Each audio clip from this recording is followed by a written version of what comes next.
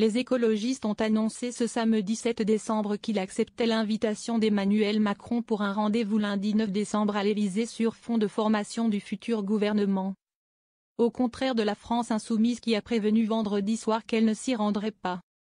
Les écologistes se rendront à ce rendez-vous pour y avoir une discussion exigeante de méthode avec le président de la République, indique le parti dans un communiqué.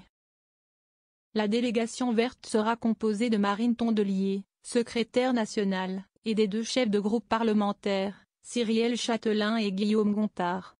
Dans l'impasse politique dans laquelle notre pays se trouve, la stabilité de ce gouvernement ne peut exister que dans un dialogue avec les partis qui ont participé au Front républicain, ont ajouté les écologistes. Selon les informations de BFM TV, les vice-présidents du groupe IO seront par ailleurs aussi reçus lundi matin par Emmanuel Macron. Refus des Insoumis. L'invitation du chef de l'État fait suite à la venue des dirigeants socialistes à l'Élysée vendredi.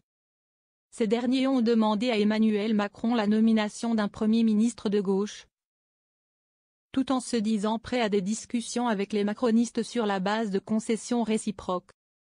Ils ont également dit avoir réclamé au président de la République qu'il s'entretienne avec leurs alliés du nouveau Front populaire et les invitations ont été envoyées dans l'après-midi.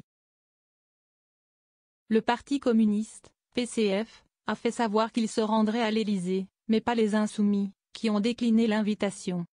Nous sommes prêts à gouverner sur le programme pour lequel nous avons été élus, a écrit le coordinateur national de LFI, Manuel Bompard. Dans un communiqué, ajoutant qu'aucune discussion autre que la nomination d'un gouvernement du nouveau Front populaire ne saurait avoir lieu avec le chef de l'État. Le nouveau gouvernement attendu. Emmanuel Macron a également reçu vendredi 6 décembre les responsables du bloc central et ceux des Républicains. Ces derniers ont affirmé qu'ils ne censureraient le futur gouvernement que s'il mettait en œuvre le programme du nouveau Front populaire où comporte des députés de la France insoumise. Selon plusieurs de ses proches et interlocuteurs, le chef de l'État envisage de nommer un nouveau Premier ministre dès lundi. Après le renversement le 4 décembre, par une motion de censure, du gouvernement de Michel Barnier.